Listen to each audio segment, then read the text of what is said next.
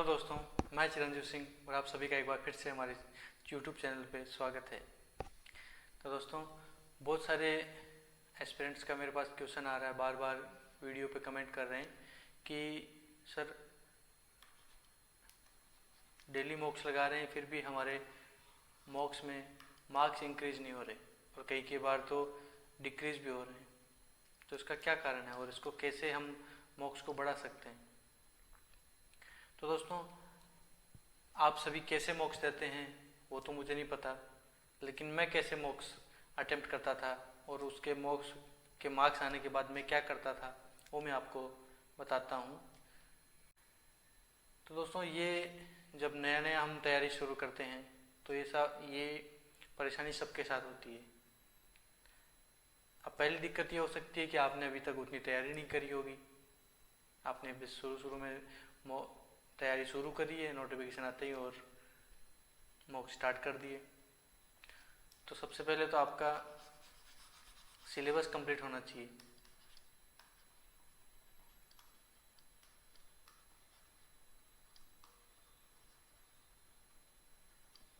कि मॉक में अगर किसी भी टाइप का कोई भी टॉपिक का क्वेश्चन आता है तो आपसे सोल्व हो ना हो, लेकिन आपको वो क्वेश्चन देख के ऐसा नहीं लगना चाहिए कि ये क्वेश्चन तो मैंने अभी तक पढ़ा ही नहीं या ये टॉपिक तो अभी तक मैंने देखा ही नहीं। अगर ऐसा है, एक भी क्वेश्चन 100 में से अगर एक भी क्वेश्चन आपको ऐसा लगता है कि ये क्वेश्चन तो ये टॉपिक तो मैंने अभी तक देखा ही नहीं है, ये मेरे सिलेबस में भी है क्या, अगर ऐसा है तो आपको वो सारे टॉपिक्स आपको पढ़ने चाहिए। इसका मतलब है कि आपका सिलेबस अभी तक पूरा नहीं हुआ है। पहले आप अपना सिलेबस पे ध्यान दीजिए। एग्जाम आते रहेंगे, ये साल के गए तो अभी अगले साल के आएंगे। बहुत एग्जाम आते हैं बैंकिंग में, टोटल 6 एग्जाम तो हर साल आते ही हैं, उसके साथ और भी इंश्योरेंस आरबीआई वगैरह के एग्जाम्स आते रहते हैं। तो वो टेंशन छोड़िए आपकी, ये एग्जाम गया तो क्या होगा, ये एग्जाम गया तो क्या होगा। तो आपको पहले सिलेबस ओरिएंटेड तैयारी करनी चाहिए। आप अपने सिलेबस पे ध्यान दीजिए कि आपने कितने इंग्लिश के टॉपिक्स, ग्रामर आपकी कंप्लीट है कि नहीं है, आपका अलग अलग जो टॉपिक्स है उसकी आपने अच्छे से तैयारी करी कि नहीं करी, आपने अच्छे से उसके अलग अलग टाइप्स लर्न करे कि नहीं करे। वैसे ही क्वांट में आपने सभी टाइप की डीआईज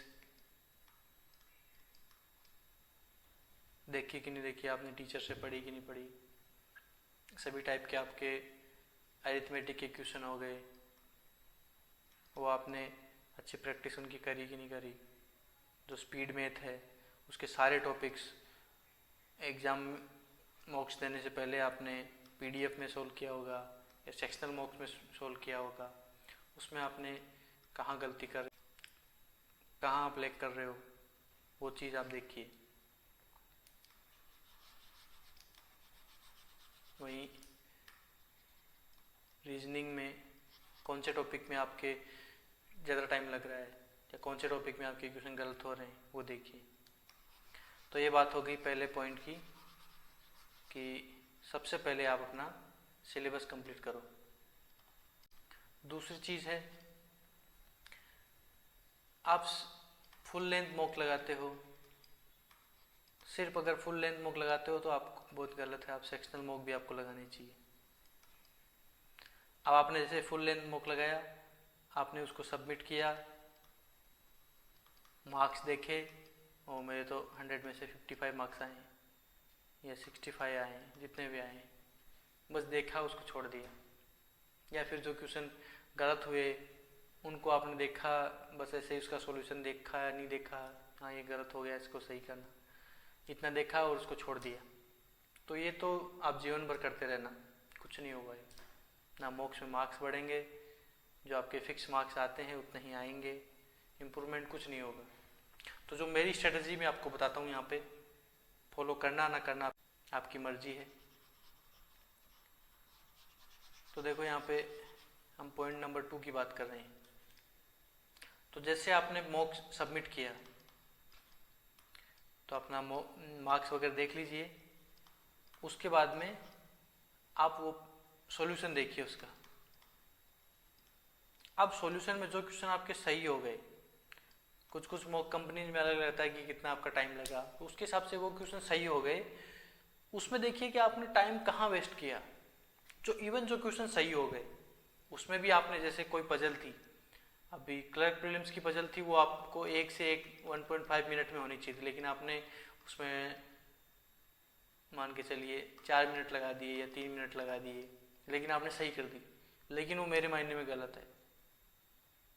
अगर आपने एक प्रीलिम्स लेवल की, क्लर्क लेवल की पजल को जो 1 से 1.5 मिनट में होनी चाहिए थी, उसमें 4 मिनट या 3 मिनट खराब कर दिए, तो चलो वो तो आपने सही कर दी, लेकिन उसकी वजह से जो आपके 4 से 5 मार्क्स जो रह गए टाइम के, जो आपका टाइम वेस्ट हुआ वहाँ पे, तो एक वहाँ पे आप इम्प्रूवमेंट कर सकते हैं कि अपनी स्पीड को बढ़ाएं। जब आप तैयारी करते हैं तो टाइमर लगा लगा के, टाइमर सेट करके पजल्स को सोल्व करें। यकीन मानिए आपकी पजल की स्पीड बहुत बढ़ जाएगी। जब भी आप सॉल्यूशन देखते हैं तो सबसे पहले आपका जो टाइम वेस्ट जहाँ हुआ, टाइम ज़्यादा लगा, जो टाइम कंज्यूमिंग क्वेश्चन थे उनको देखिए, आपको कैसे उनको इम्प्रूव कर सकते हैं, उनके अलग अलग उनके सॉल्यूशन सोचिए। दूसरा, जो क्वेश्चन आपके गलत हुए, अब जो क्वेश्चन गलत हुए, अब उसको ऐसे नहीं कि जो मॉक कंपनी ने जो उसका सॉल्यूशन दिया वो आपने देख लिया, करके देखा, हो गया ठीक है, ऐसे नहीं। अगर गलत हुआ मतलब आप कहीं ना कहीं उसमें लेक कर रहे हो, कहीं ना कहीं आपका बेसिक क्लियर नहीं है उसका, तो आपको वो टॉपिक अपने एक नोटबुक में नोट करके रखना चाहिए। मेरे टाइम में मैं हमेशा जब भी मॉक देता था तो मेरी एक अलग से नोटबुक होती थी जिसमें मैं लिखता था कि माई मिस्टेक्स करके एक मेरा टॉपिक बना रखा था, मैंने बुक का नाम लिया रखा था। उसमें मैं हमेशा डेली का ऊपर डेट डालता था, उसमें लिखता था कि आज मैंने जब दिन का पहला मॉक दिया उसमें रीजनिंग में मेरी ये गलती थी, ये टॉपिक्स थे जिस पे मैं लेक कर रहा था, इस पर मेरा ज़्यादा टाइम लगा, मैंने इंग्लिश में रीडिंग में ये गलती करी, ये टॉपिक मैंने पढ़ा ही नहीं था।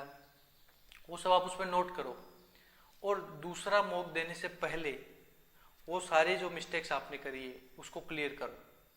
पहले उसका बेसिक्स क्लियर करो, वापस से अपना जो आपका सॉल्यूशन है वो करो, उसका बार बार सॉल्यूशन करो। और जो टीचर है अलग अलग, एक टीचर नहीं है, आप ये भी बड़ी गलती करते हैं कि एक ही टीचर को बस फॉलो करते हैं, तो कई बार हो सकता है उसका मेथड आपको या तो दिमाग में नहीं रही, या उसका मेथड अगर हाई लेवल का है तो आप उससे सोल्व नहीं कर पाओ। तो आप अपना मेथड भी यूज करो, प्लस वो टीचर का क्या मेथड है। तो 200, अगर किसी टॉपिक में आपकी दिक्कत आ रही है तो उसको यूट्यूब पे जाके सर्च करो वो टॉपिक। जैसे आपके सिलॉक्स में दिक्कत आ रही है तो सिलॉक्स फॉर बैंक एग्जाम जैसे लिखोगे तो आपको बहुत सारे टीचर्स के बहुत सारी वीडियोस मिल जाएंगे। तो उसमें से आप 2 से 3 टीचर को देखिए कि इनके क्या कंसेप्ट हैं और आप कहाँ इसमें लेक कर रहे हैं, कहाँ आपको टाइम ज़्यादा लग रहा है, कि आपके क्वेश्चन गलत क्यों हो रहे हैं, तो आपको बढ़िया से वो चीज़ समझ में आएगी।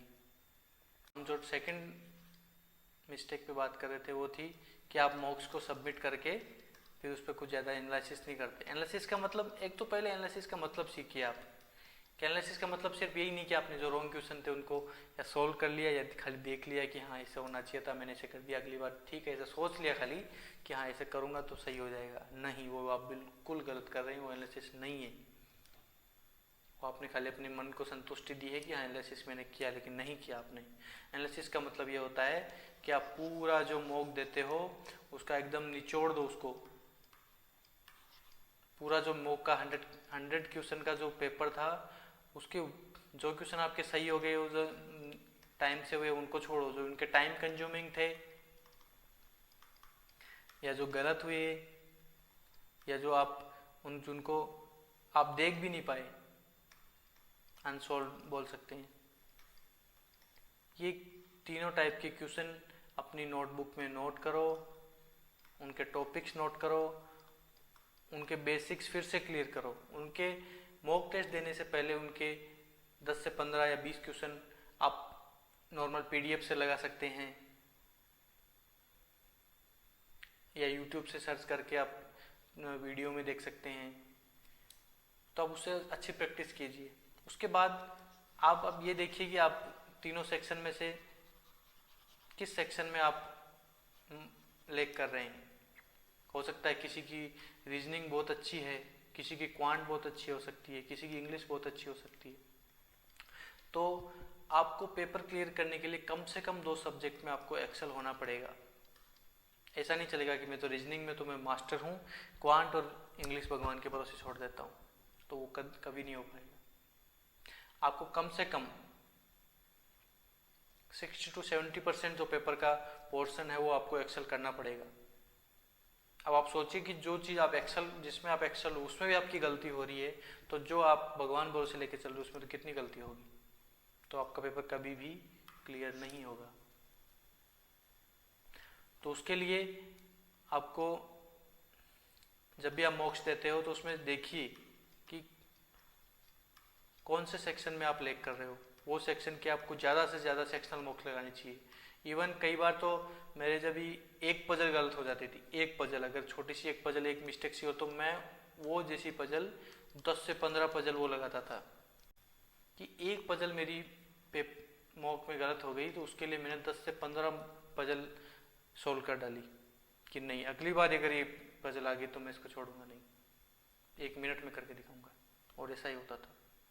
मेरी पजल में स्पीड थी, वो कलर प्रिलिम में कि जो लेवल की पजल आती है उसमें 50 to 55 सेकंड में मैं उसको पढ़ के उसको सोल्व करके उसको कंडीशन लिख के उसको सोल्व कर देता था।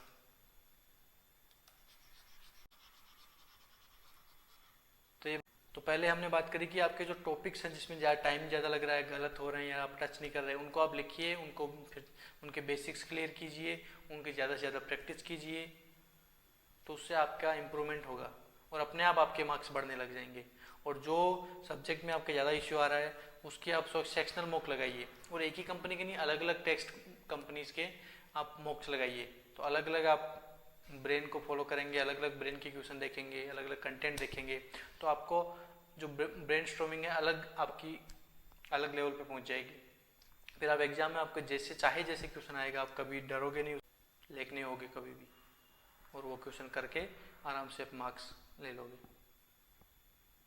तो दोस्तों यही था कि मॉक टेस्ट में मार्क्स कैसे बढ़ाएं। तो लास्ट में आपको मैं समरी बता देता हूँ। पहला यह था कि अपना सिलेबस कंप्लीट करो, उसके दूसरा यह था कि मॉक एनालिसिस है वो सही ढंग से करो। ये सब अगर आप करोगे तो आपका 101% आपको इम्प्रूवमेंट देखने को मिलेगा। तो यहाँ मैं कुछ आपको टिप्स देता हूँ जिससे आप मॉक्स में मार्क्स इंक्रीज कर सकते हैं। क्वांट में अगर आपकी इशू है तो आप सबसे पहले ध्यान दीजिए स्पीड मैथ पे। स्पीड मैथ कुछ भी नहीं है, कुछ भी सिर्फ और सिर्फ कैलकुलेशन है। आप कितना जल्दी माइंड कैलकुलेशन कर सकते हो उस पर बेस्ड है। अगर एक बच्चा वहीं पे 15x15 करके यहाँ पे लिख रहा है और वहीं पे एक बंदा 15x15 लिख भी नहीं रहा, सिर्फ देखा, दिमाग में सोचा और वहाँ, तो वो बंदा हमेशा आपसे आगे रहेगा।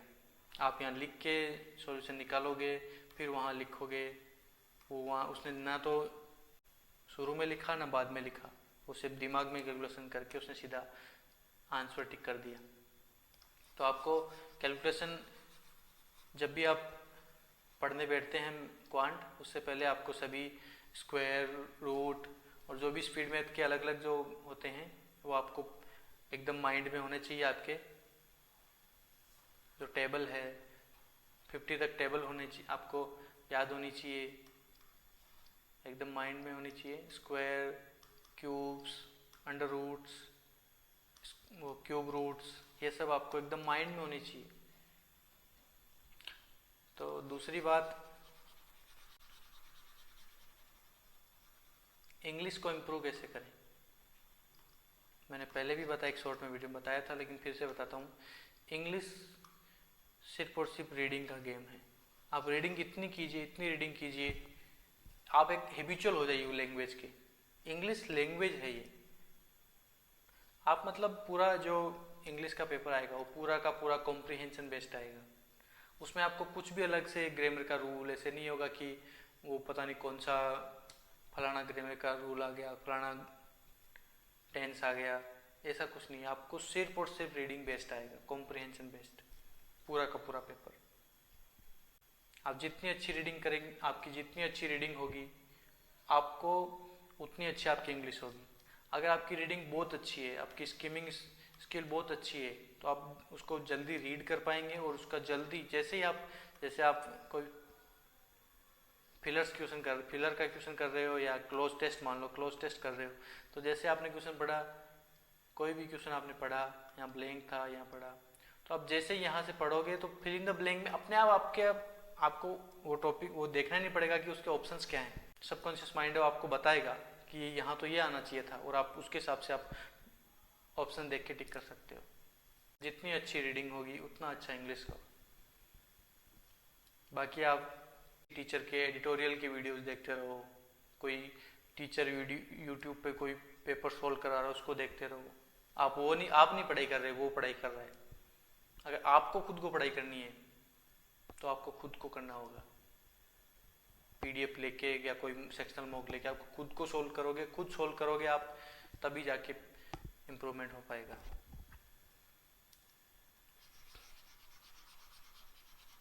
तीसरी बात आ गई रीजनिंग की।